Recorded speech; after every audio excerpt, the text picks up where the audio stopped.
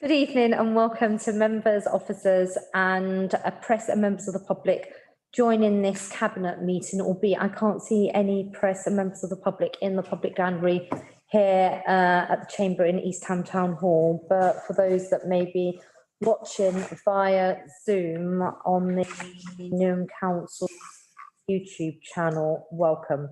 So for those councillors unable to join the meeting in person, whilst you're able to join remotely, if you are joining us remotely, you won't be able to present an item if you're the relevant cabinet lead, move or second a motion or vote, and your attendance will not be recorded. And then with regards to meeting etiquette, just by way of reminder, can I ask that you indicate you wish to speak by raising your hand symbol on the dashboard, and obviously that doesn't apply to those of you who are in this chamber in person. Just indicate that you wish to speak. I will come to you in due course as part of my chairing of this formal meeting of Cabinet. And then in terms of those that are physically present, you're not required to wear a mask, but we are retaining some element of social distancing and we have good ventilation in place. But you are more than welcome to wear a mask if you should wish. And if you are wearing a mask, please do remove it when you're invited to speak, if you intend to speak on a matter, and replace it once you have finished speaking. And then finally, if I can just remind all colleagues to introduce themselves and their functions or roles, should I say, if you're speaking on a particular matter. Right, so we're going to jump straight into the agenda items. Apologies for absence. I've received apologies for absence. Ali, Councillor Anne Easter. Are there any other apologies for absence, colleagues in chamber that I need to be? Councillor Carleen Lee Parkway. So Councillor Carleen Lee Parkway. And then are there any colleagues from the Cabinet or Executive who are joining us via Zoom that need to apologies? Okay, fine.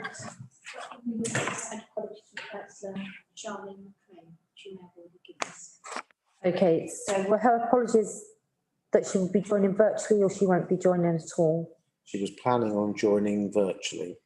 Yeah, that's fine. Okay, right.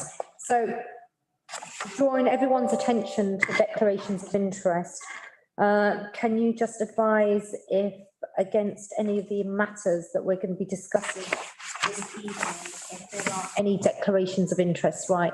Yeah, I have a non-pecuniary interest in the item on Coalgrave and Windsor Primary. I'm Chair Governor of Coalgrave.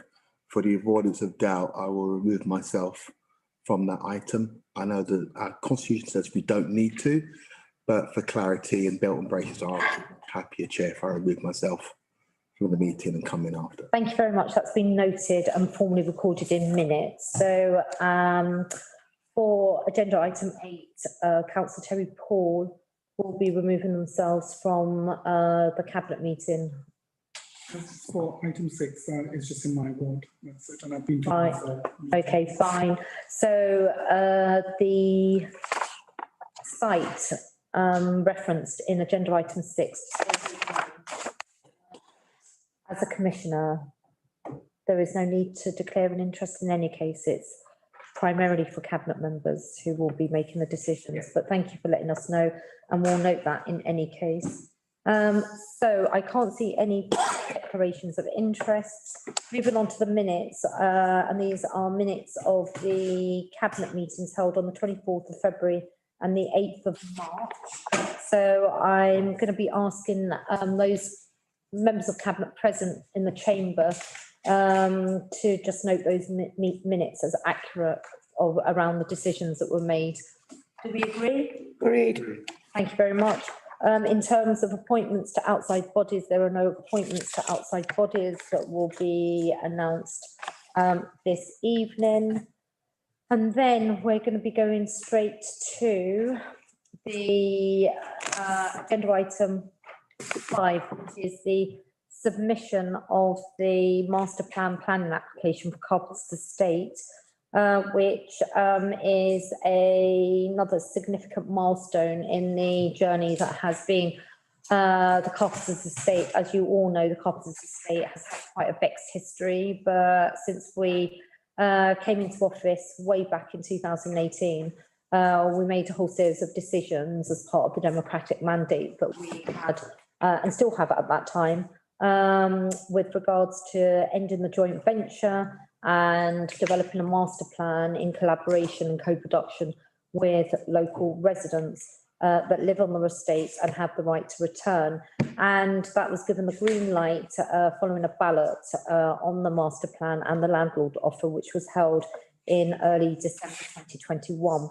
So as part of the next phase process, this paper is being presented to Cabinet for formal approval, and in essence, it submits the outline planning application, which will subsequently be submitted to the London Legacy Development Corporation Planning Committee, so that they can commence with their diligence and process of seeking approval by the LLDC Planning Committee, because in this instance and presently, that part of Newham is under the planning authority regime of the London Legacy Development Corporation, albeit I hasten to add that that will end by the end of 2024, because we have, along with other growth boroughs, agreed that our planning powers will come back to the local authorities at that point.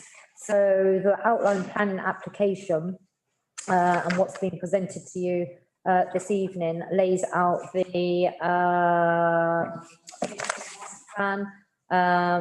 It also sets out the layout and the massing of the master plan, and in essence sets and provides clarity of the framework that will govern how the different buildings and spaces will be used, and different spatial areas of the 23-acre site. And it also sets out the layout features within which future detailed building applications must be designed, and also provides clarity around the mixture of land uses, including the residential housing types and tenure, landscape and community and play provision. So all of this is subject to the London Legacy Development Corporation's approval of the outline plan application once it gets to committee, alongside associated Section 106 planning obligations.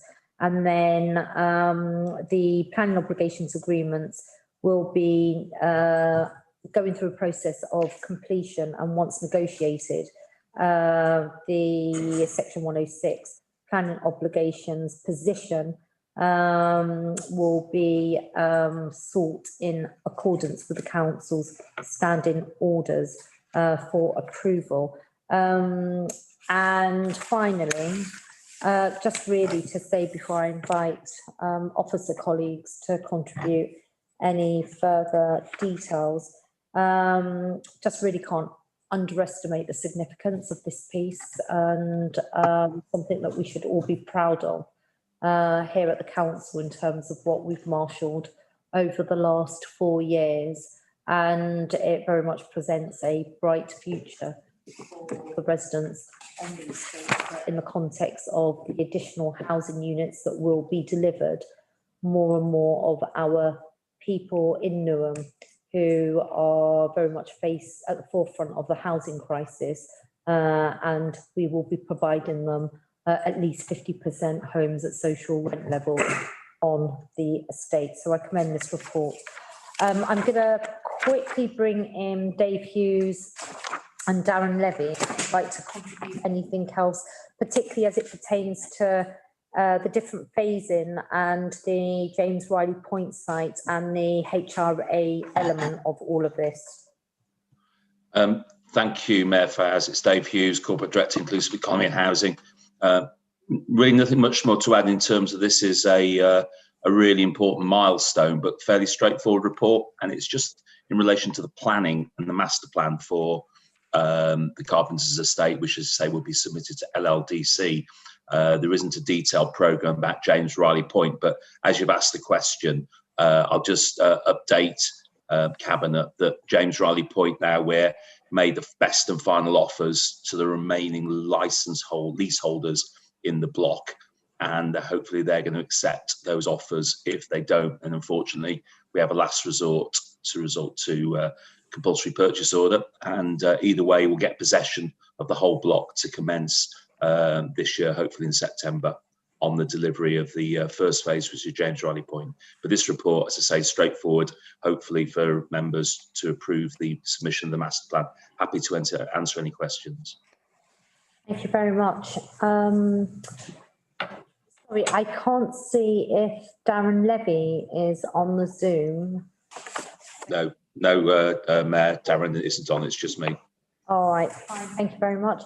And Councillor Shabar Mohammed, is there anything that you'd like to contribute to this paper? Because it's something that both you and I have been working on, not least because of the important HRA element on the Carpenter's estate. Yeah, on my side, I think it's much needed development, much needed homes for our residents, and it's a great piece of work. And I'm looking forward to, I think me and the Mayor have been going around to see a lot of our residents that have been moving into a lot of the popular and affordable homes buildings. And I'm looking forward to the completion of this regeneration and residents going in and welcome residents to these new homes. So it'd be really, really great. I'm looking forward to it, and it's a good initiative. Thank you.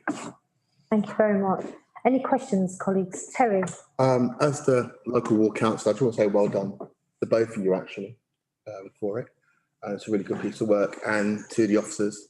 It's been a long time coming. I think it's more than 20 years. We're waiting for something major to happen. So I just want to say well done. And I think for me, I think it's the refurbishment of the blocks should be celebrated as well. Because that is a good quality affordable housing, and my view has changed over the years. So I just want to say well done. Thank you very much. Sarah? Thank you, Mayor, Councillor Sarah Ruiz, Cabinet Member for Children, Social Care and Education. And I'm only raising this because it's actually in the report it's my page 44, but I don't know what else other page it is. But it's about the Carpenter's Primary School, because I think it should be noted that we have had some really positive conversations over the last 2 or 3 months with Carpenter's Primary School.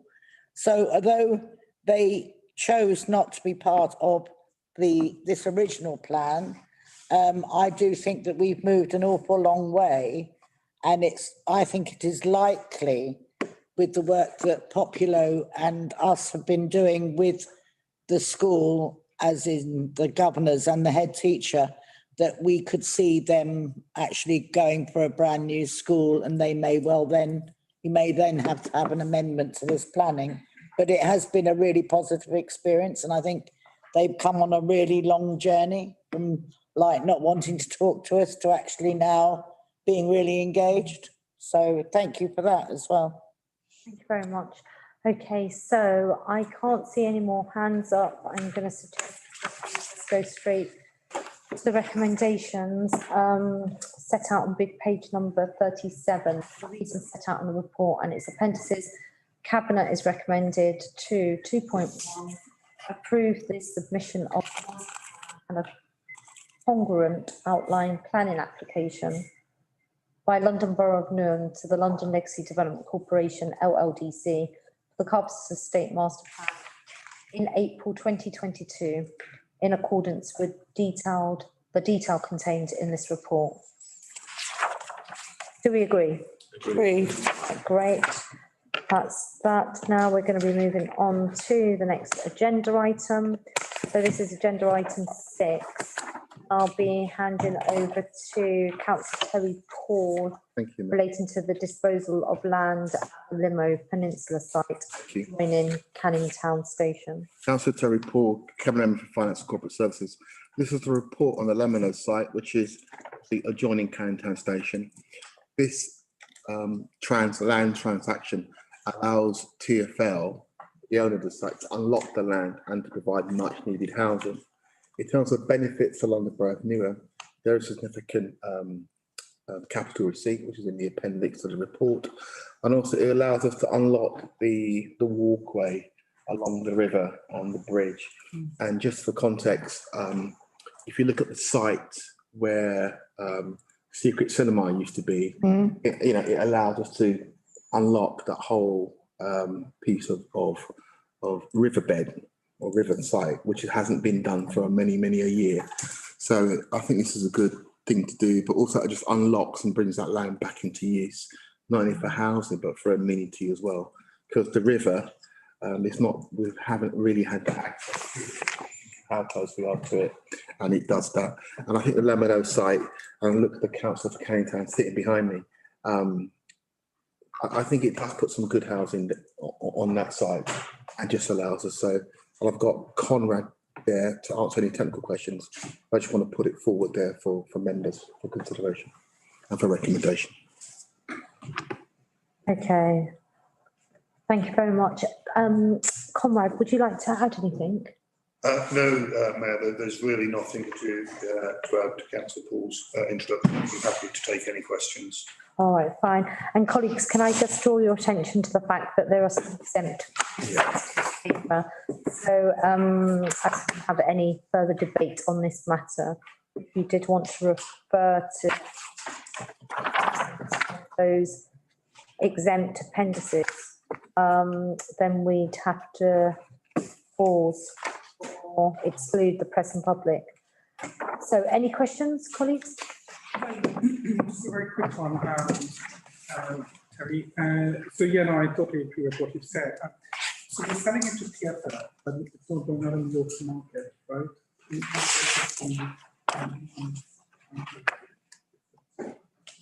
Sorry, Councillor Descott, I didn't quite hear the second half of your question. Yeah, no, selling it to TfL and not going out in the open market. So what was the reason behind it? So TfL are the natural partner to develop it because of their adjacent land holdings. I mean, obviously, I guess behind part of the question is how we're sure that we've got the best value for our site from that.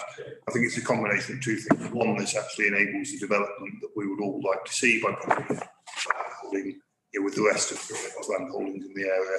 There are also, as set out in the report, independent valuations that confirm the price that we're getting for it, which, as the Mayor says, is necessarily commercially confidential, but that confirm that represents best value for Newham's taxpayers and residents.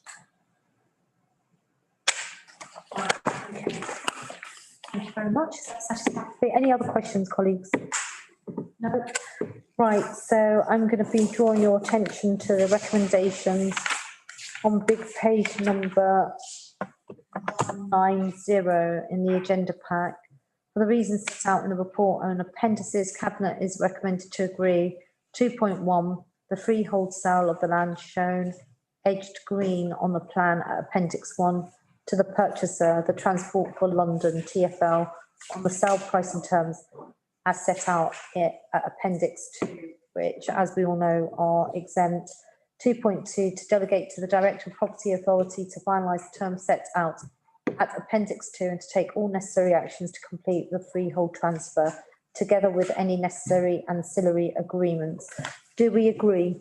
Agreed. Great, thank you very much. Now we're going to be moving on to the next agenda, which is the Newham agreed syllabus for religious education, and I'm going to be inviting the cabinet member and cabinet member for children, social care and education to introduce this paper and then invite any relevant officers. Thank you very much.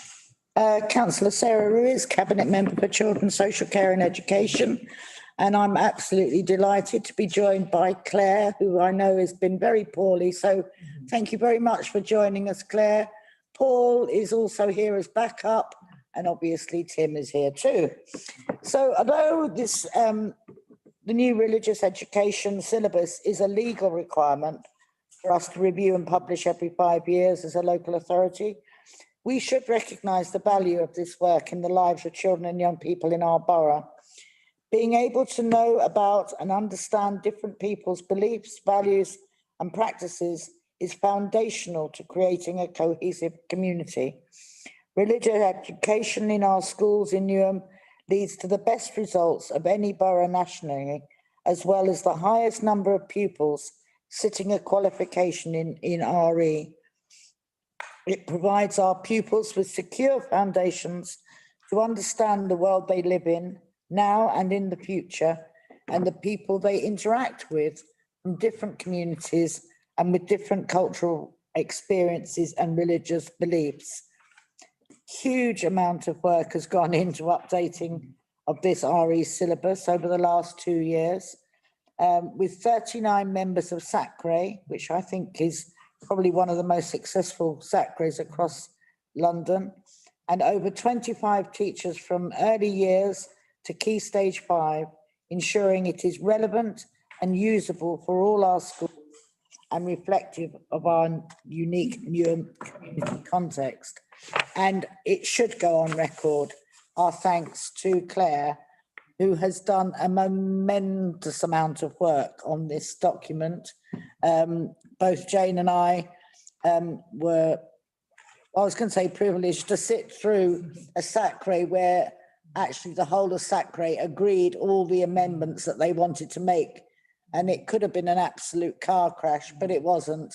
And people felt really, really involved in producing this syllabus. And I know I'll leave Claire to tell you how many copies we've sold across the world. So thank you. Thank you, Councillor Sarah.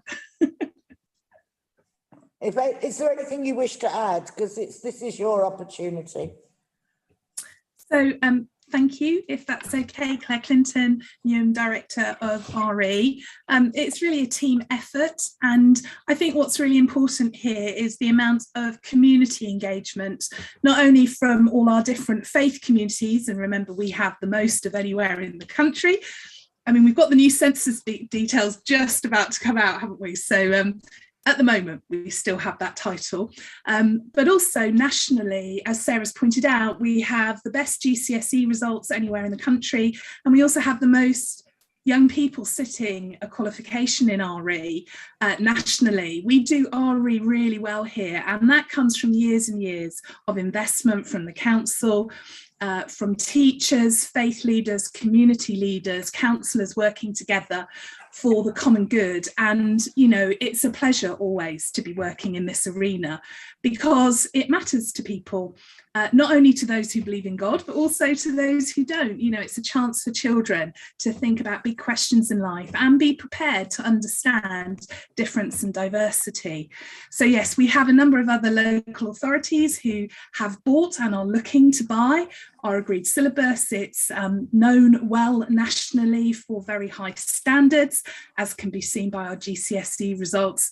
And teachers are very positive. You don't often find, you know, 25 teachers who are happy to give up time with no pay to work on something very, very hard. You know, teachers are great, but they've got a lot else to do. And, you know, it's because of our SACRE, it's because of our schools, it's because it's taken seriously here that we've been able to do this extensive review and make sure it's ready for the next 5 years. You know, there's nothing that we're not doing that isn't the best, I would say, nationally. Paul, anything you want to add? Or? Well, thank you, Claire. Paul Smith, Interim Head of Learning and Achievement. I just want to echo the sentiments of Councillor Ruiz and Claire. And just to thank Claire publicly also for the exceptional, remarkable work of her team that she leads across the schools. But I also wanted it on record that the significant investment made over time in religious education linked with community cohesion significantly contributes to the high educational outcomes and participation that we know we have sustained in Newham and we still sustain. So, you know, the impact of a good, strong religious education curriculum linked with personal social development means our young people truly have every opportunity to work, operate cohesively, learn alongside one another, learn about difference and beliefs, but also move forward together cohesively to achieve success. So I just wanted to give that acknowledgement, the significant exceptional contribution that this curriculum specifically makes to overall educational achievement in Newham. And one last thing, just so you know, we have the lowest rates. RE is something parents can withdraw their child or their children from. Nationally, we have the lowest rates of anywhere in England. Actually, I think we're lower as well in the UK, but I haven't got those figures for the last 2 years because of the pandemic. So even though we're the most diverse, we have the least amount of parents not recognising the importance of this subject and having a problem with their children learning about difference and diversity. And that's really key as well, that work that school have done in those conversations with parents, and the fact that we have such a large SACRE with so many community leaders involved in it, the counsellors, teachers, faith leaders, worldview leaders. That's why we have those low rates. It's because everyone's working together for a common vision. And we're really excited about the new syllabus. So yeah, I do commend it to you. And I'm open for any questions. Okay. Would you like to contribute anything? Only to say how pleased I am with it too. I think it's terrific.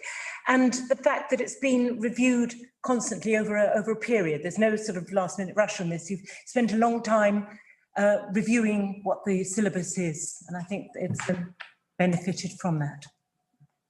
Okay. Thank you, Jane. Thank you very much. Are there any questions that members of Cabinet or the Executive wish to ask? Rohit. Just a very quick one. I actually want to really say this is very, very impressive, Sarah and Claire. Having read it, and I was kind of probably taken aback by, you know, all the kind of schemes and concepts that you've got, and which kind of covers all the religions.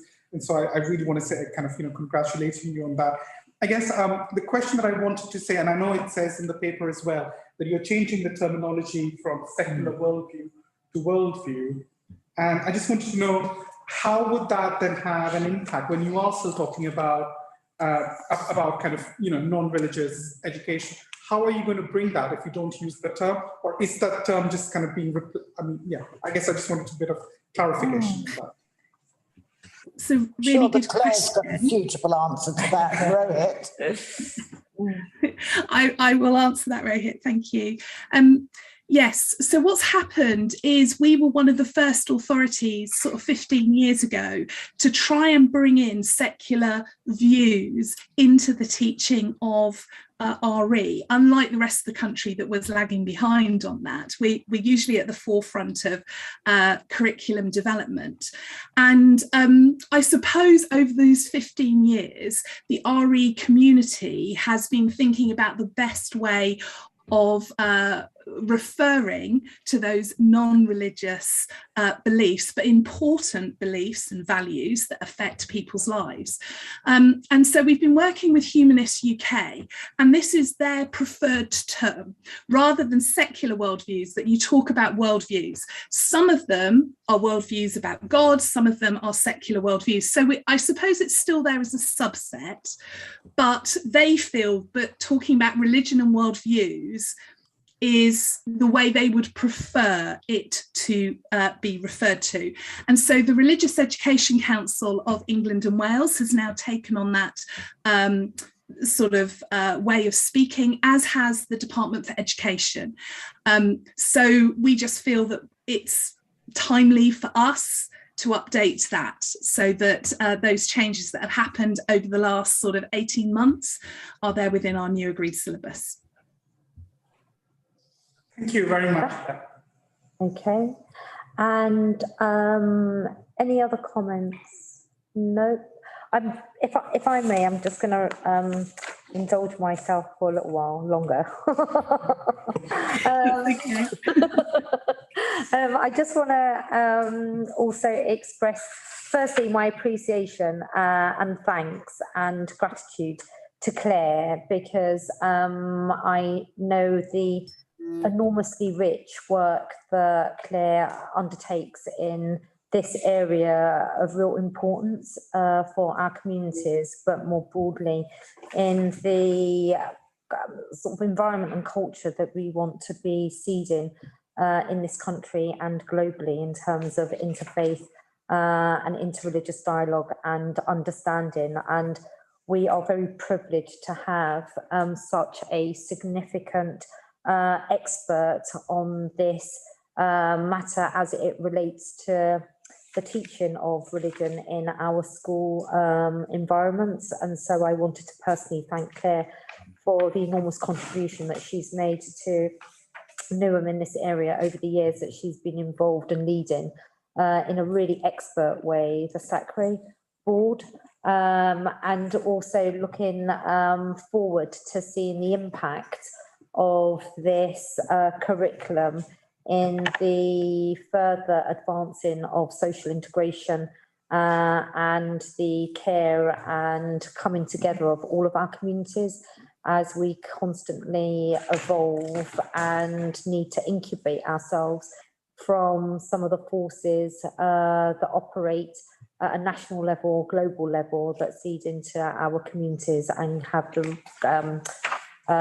threat of causing real deep fractures. And I think the importance of religious education on that front should never be underestimated, and it's something that we as a diverse community will always value. So not so much a question, more a comment and a contribution and a genuine expression of deep thanks. Thank you very much, Claire. And obviously the rest of the SACRE board, but without your leadership, we won't be in the position that we're in. And I'm looking forward to perhaps you and I, all being well, in the impending new academic term, we can go to a few RE lessons across both primary and secondary schools and see it all in action. Okay. That would be wonderful. But you know how excited our pupils get when they actually get to ever have any contact with you, Roxana. So they'll love that, as would my staff. Got some bonds, I say. I don't think. And now you've got eventually. Never leave school. All right, thank you very much. Serious point though, part of the reason why SACRE works is because the counsellors that you appoint turn up and participate, and you know that makes a huge difference to all of this being joined up. And it's the way it's supposed to work, but because, as you know, I work nationally with SACREs, I know many stories where this is not the case. So, you know, I'm very, very grateful for the council and how seriously they too take the responsibilities that they have in law, but understand how much greater it is than just meeting the law, that we can do incredible things for our young people through this and really prepare them for 21st century life, as Paul was saying. So thank you very much for having us, and I am delighted that hopefully this is ratified and schools will be excited as well. Great, thank you very much. One final question from me, if I may, and I'm not sure whether Claire, you've been the I mean, feel free to advise, but maybe I should also draw on Paul Smith and indeed Tim. Just out of interest, I know that there's a statutory requirement under the Education Act around religious education provision. Is there anything stopping the socialisation of this SACRE curriculum in other of our youth young people forums? I'm specifically thinking in the context of our youth clubs, because I think it's important to continue engaging in the really important conversation around faith and identity as part of young people's navigation of the world. Don't know who can answer that. Go on then, Claire. Well, we have very strong continued, I suppose, conversations with sort of all the youth stuff that's going on. I say stuff, that's not a good word, is it? But Tim Aldcroft, I always, because there's two Tims, you know, Tim Aldridge, who's here. I do the same, but I always get the surnames mixed up. So I meet very regularly with him, and we talk about lots of things, because the other area that I look after in terms with Paul Smith, and we liaise and work a lot on, is around relationship, sex and health education that's going on in our schools as well, and personal education as well, so, and citizenship. So I think there is a lot of potential sort of more joined up work that can be done in this area, but I think we do try to keep having those conversations, and we're definitely sharing resources. So that's something that Tim, the other Tim, not this Tim, Tim and I do, so that, for instance, they appointed somebody new to the board, and I was meeting with them, new to, not to the board, but to working for them. And so I've passed them a number of documents to help them in that. So we're trying to do that. Okay, thank you very much. That's really, really helpful. Right, I can't see any hands up. Okay, I'm going to suggest that we move on to the recommendations as set out in big page number 198. For the reasons set out in the report, Cabinet is recommended to adopt a revised syllabus for religious education. The Cabinet is asked to adopt the new 2022 agreed syllabus for religious education. Note that Newham commenced its review of the agreed syllabus within 5 years of publishing our last syllabus in 2016. As the law requires. We had 1 year where we put the syllabus development on hold due to COVID, and note that changes made to this agreed syllabus are in line with the directives from the Department of Education. Do we agree? Agreed. Brilliant. That's all been agreed. Well done. Thank you. Thank you. Right, take care.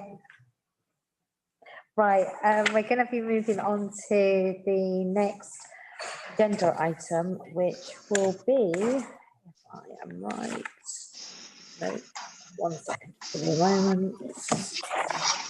Yes, thank you.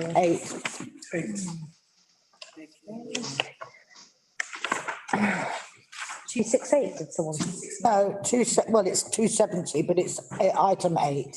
Item 8, and it's on page.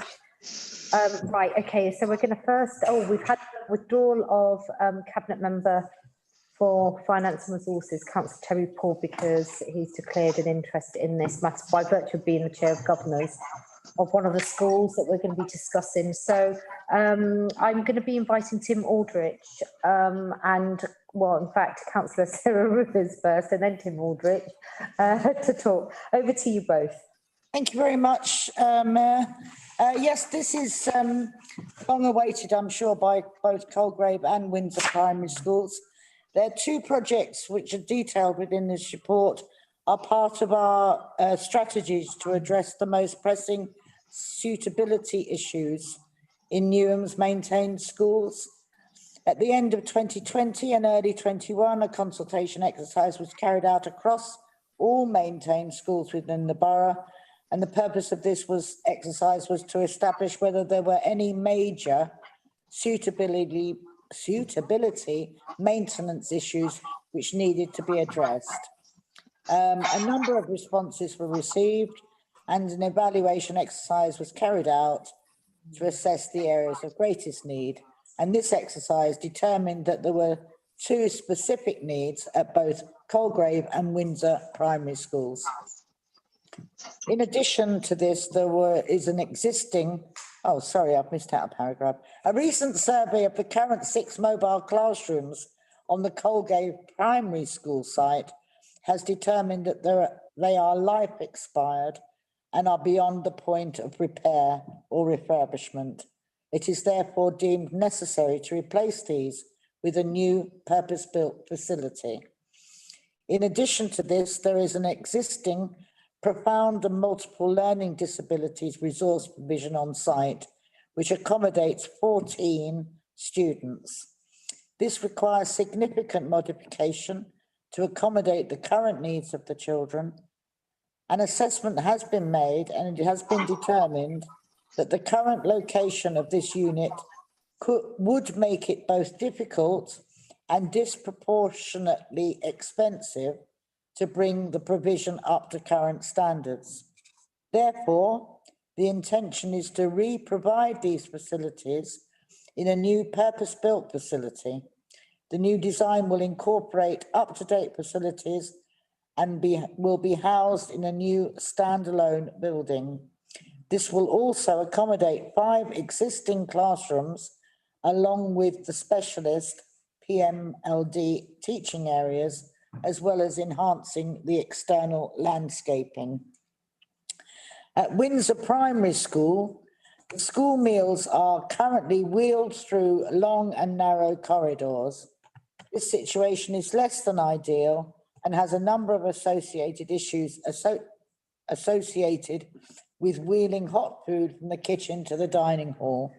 The proposed design includes relocating the kitchen and the staff room to provide the kitchen facility adjacent to the dining hall, as well as reconfiguring the existing WCs to allow both access internally from the dining room and externally from the playground.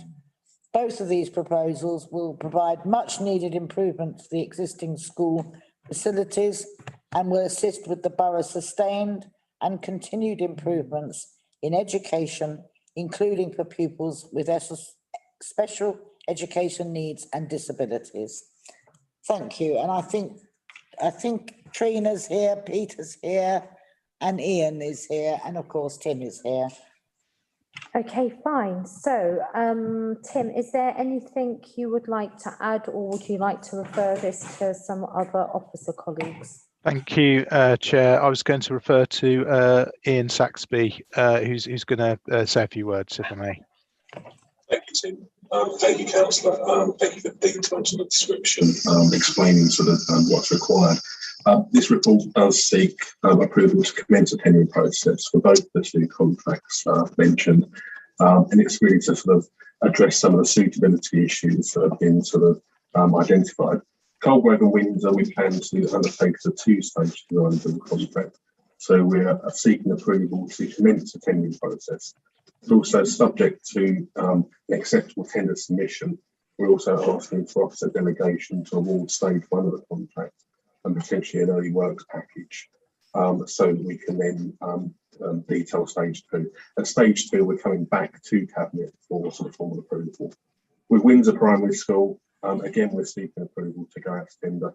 On this one, we're looking at a single stage design build contract, and we're also seeking authorisation to delegate the award of this contract to officers, subject to again within the budgetary constraints. Thank you. Thank you. Right, any questions, colleagues?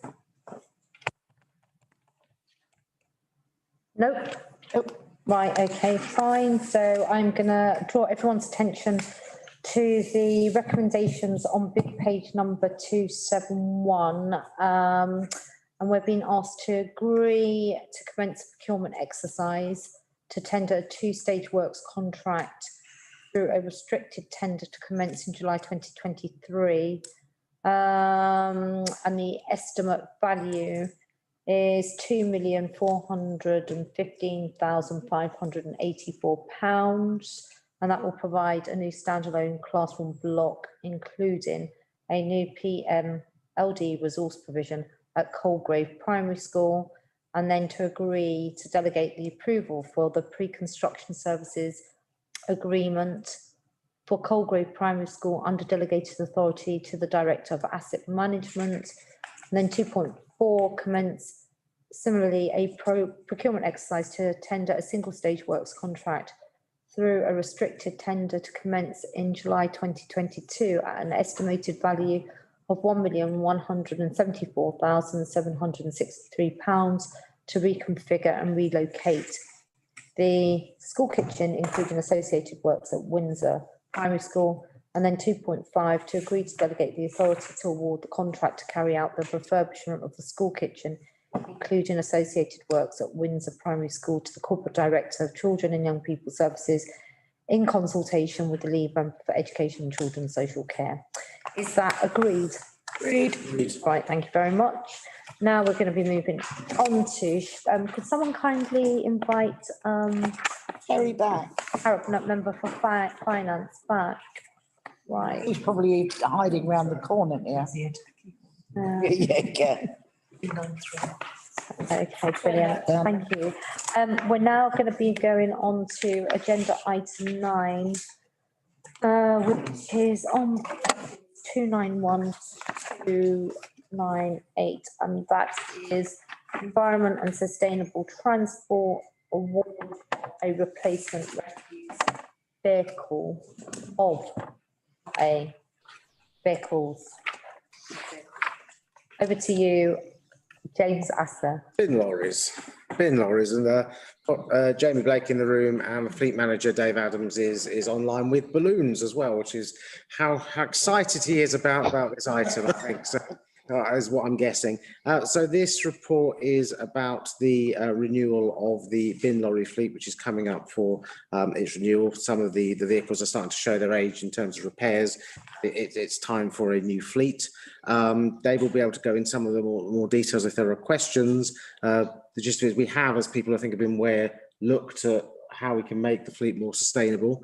We've looked and investigated electric vehicles. I think the answer to that at the moment is they're not quite up to spec in terms of being able to stand up to the rigours of some of what we put the bin lorries through. They get a lot of wear and tear, being used twice a day, both on waste collections and recycling collections.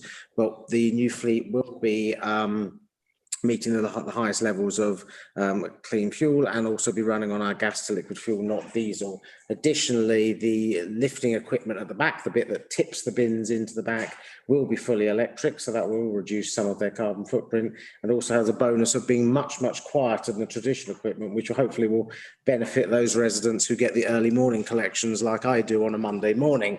So it won't be quite as quiet as a fully electric vehicle, will certainly help. But this is a necessary part of our upgrade, and what we'll be doing, obviously, moving to hopefully the development of vehicles will have moved on over the next few years. So by the next renewal, we'll be able to go to a even cleaner fleet next time round to meet our targets for 2030. Dave, I don't know if you want anything to add there, particularly around some of the technology side of things. Yeah, thank you, Councillor Asser. I'm Dave Adams, Head of Green Fleet and Logistics. Now, although we're not going zero emissions on these particular vehicles, it is a huge step forward for us to meet our air quality action plan. The technology, unfortunately, isn't quite there because we fully utilise all of our vehicles by the means of double shifting.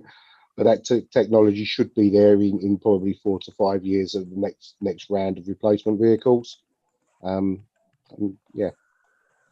Thank you. Right, okay, fine. So, any questions, colleagues? Is this in a phase, or we have 28 new vehicles all at the same time? I think they're due all at the same time. Yeah, they tend to be delivered over a few months. They was all renewed historically, all at the same time. Yes. Wow. So may I ask, actually, I'm going to take Councillor Rohit to speak first. No, go on. Sorry, again, Canning Town. So you know the Canning Town, the ones that go to Canning Town are very different. We're going to talk about your magic bins, aren't we? Correct. So are these going to be able to service those, or is that still going to be serviced? Because my biggest problem is, once it breaks down, then there isn't any. Yeah, my assumption is you're referring to the underground bin systems that are in place. Correct. So yeah, we currently replaced one of those I believe it was last year. We do run a spare, but these are not to do with that. They won't be able to have the capability of lifting them bins up. Okay. Sorry about that. That's no then. It's a no. Yeah, I mean, I think the problem you've got with that particular in your ward is it's just different to everything else in the borough. Okay, just a quick question. I wanted to ask, just picking up on what Councillor Sarah Rua said, the replacement vehicles, they will all be happening at the same time, not a phased approach. And what's ordinarily the lifetime of a refuse vehicle? About 5 to 6 years. Right, okay. Fine. Okay, great, interesting. An opportunity to have some different printing stuff on them. It's called. Yes, yeah, we should. Thing, that's the. We should add that I think I'm right in saying, Dave, I can't remember the numbers. Some will have sort of different type of technology on the side. Yeah, some of them will have. There's a limited amount that will have a pretty much a TV screen on the side that we'll be able to advertise and publicise anything we want to on them. They have the technology to bring them in our gate and put them back in the nice place that they're kept. Not the TV screen.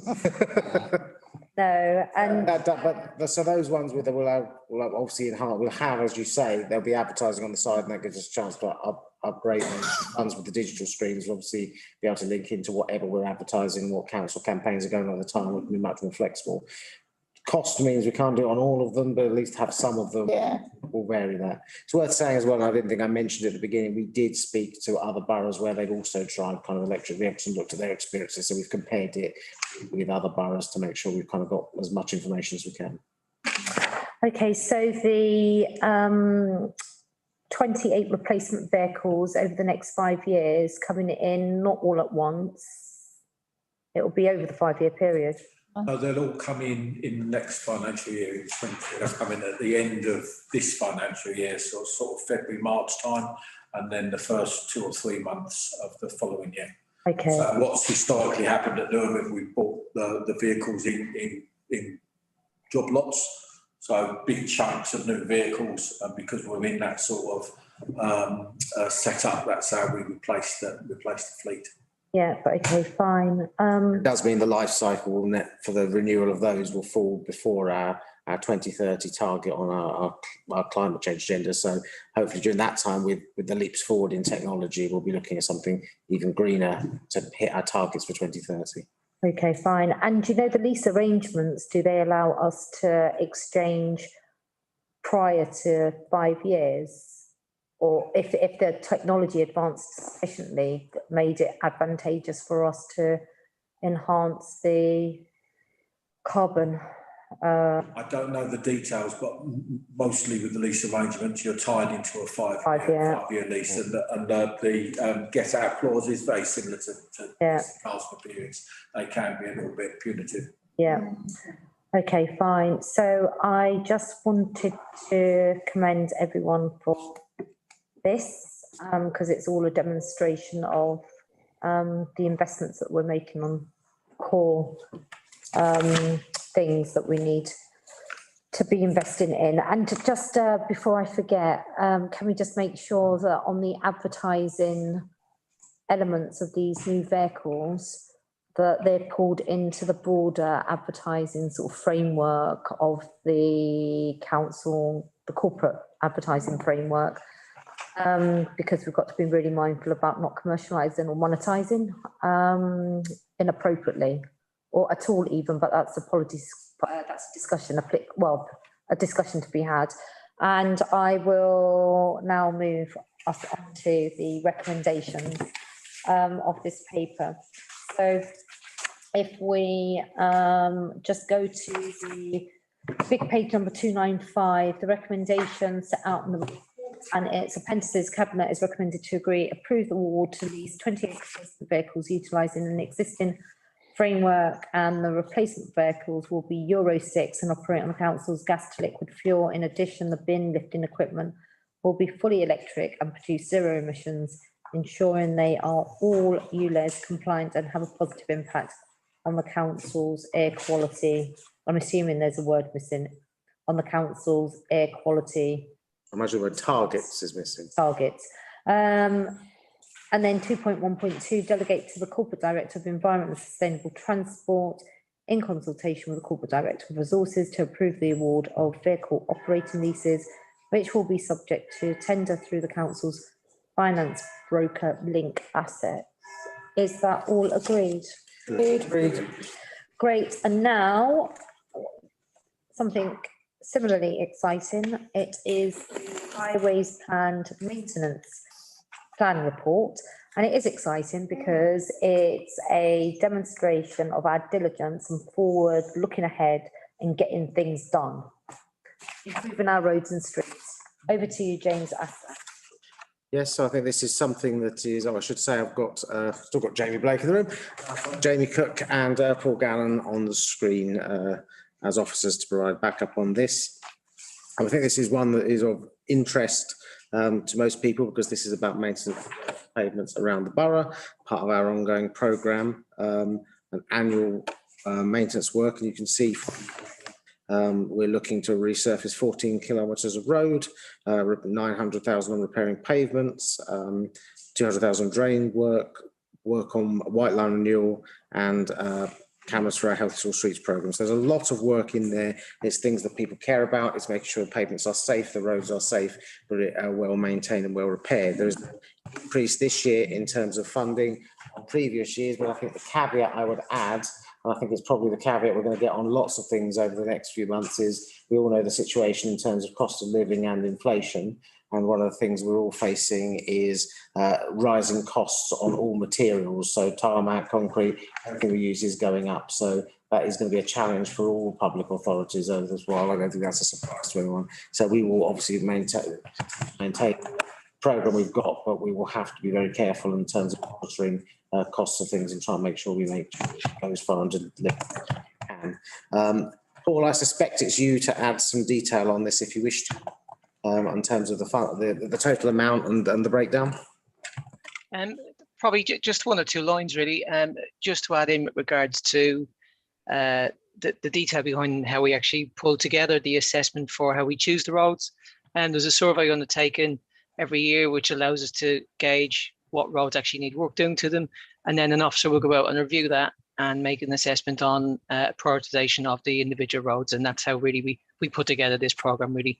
And the rest of it, as is stated in the report, the funding for this year, there is some rollover from last year which has been added, so there is an increase in spend for this year.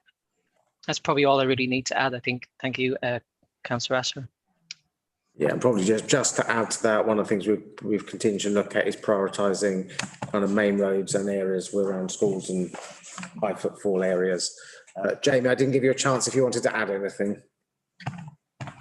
Nothing for me. Thank you, Councillor Asser. I think that covers it all really well. Okay, thank you very much.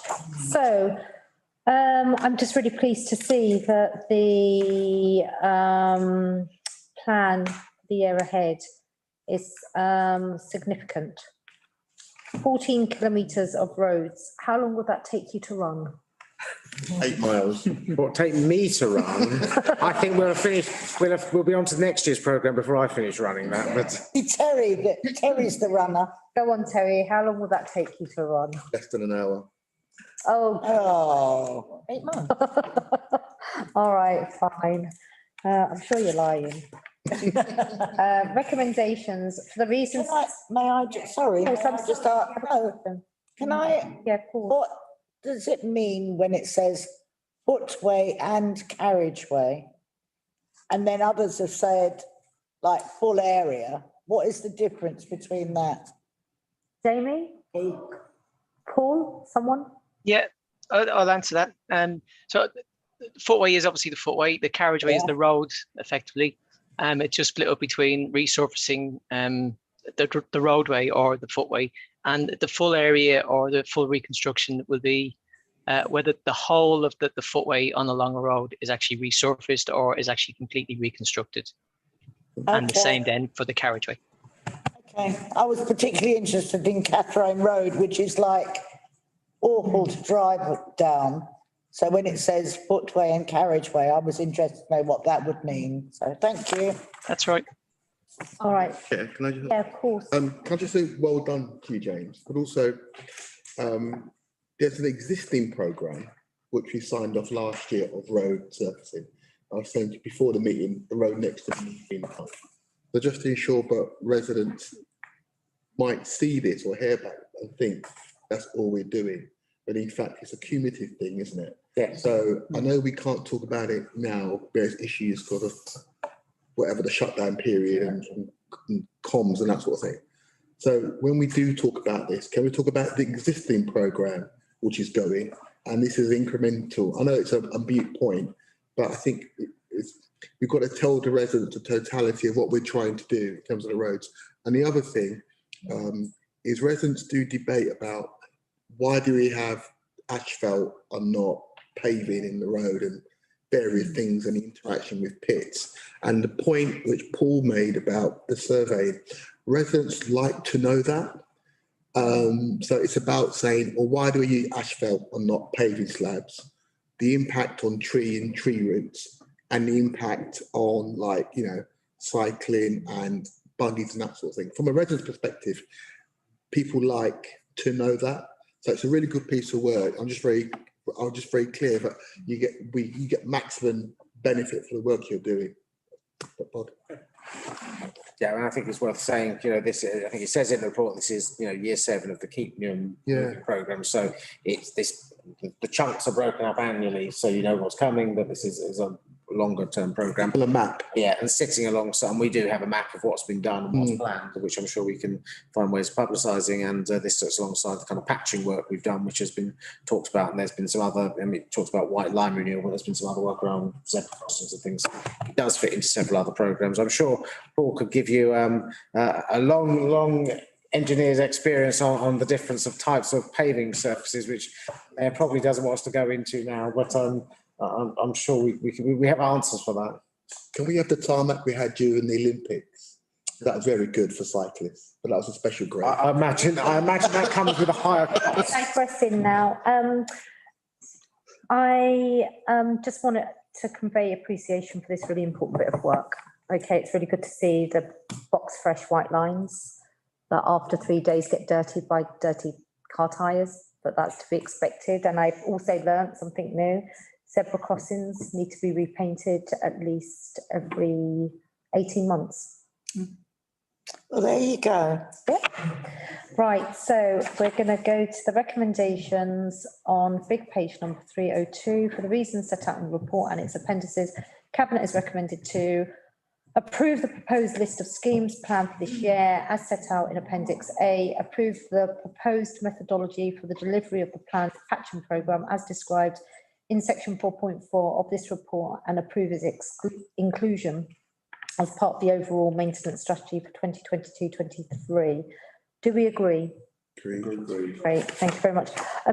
Just a quick aside, one thing that I think will be really useful as for all of these Cabinet reports that are about delivery in localities, if the delivery timetable can be captured outside of the service area to help improve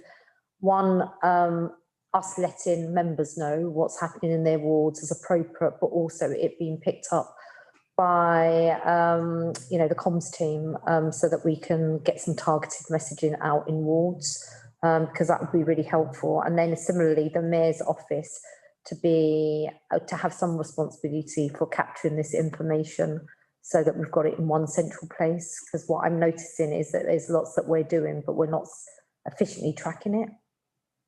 Yeah. Okay, right, so that's agreed, and methinks this is the last one, isn't it? That's it. Okay, great. So colleagues, this is the, oh no, yes, it is. Yep, it is. Right, okay, so colleagues, this is the last Cabinet of this four-year term.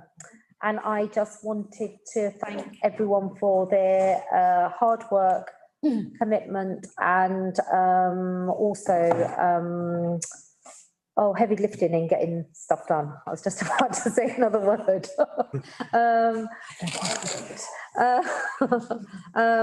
But also, it's going to be the last Cabinet meeting of Althea Loderick, who is the Chief Executive of Newham Council, and we can see her on the screen. And I wanted to take this opportunity to thank her for her service to the people of Newham, firstly, and also to the staff at Newham Council, and also to myself and my administration. And we are eternally grateful. And thank you very much, and we wish you all the best for your future endeavours, albeit Newham will always rock it over anyone else. No, I'm only kidding. Go on, would you like to say a few words? That caught me a bit by surprise, but I'm sorry I'm not there. I had planned to be. Thank you, Mayor, for those kind words. And similarly, I'd like to thank you and your Cabinet for making my job such an interesting and fun one, yeah. A little bit challenging at times, but it's been a great role, and you've been a great bunch of people to work with. So thank you all very much. Thank you. Thank you very much. Alfia, well done. And for the rest of our officer colleagues, similarly, thank you for all the hard work that you've provided us as an administration in the time that you've been here at Newham Council, because I know Newham hasn't been an easy gig, and there's been a lot that we've been sorting out, but you are all very much valued and appreciated. And for those members, good luck in the weeks ahead, and who knows, let's see what happens. Either way, whatever happens, I'll see you on the other side. Take care. Bye. Bye. Bye. Bye.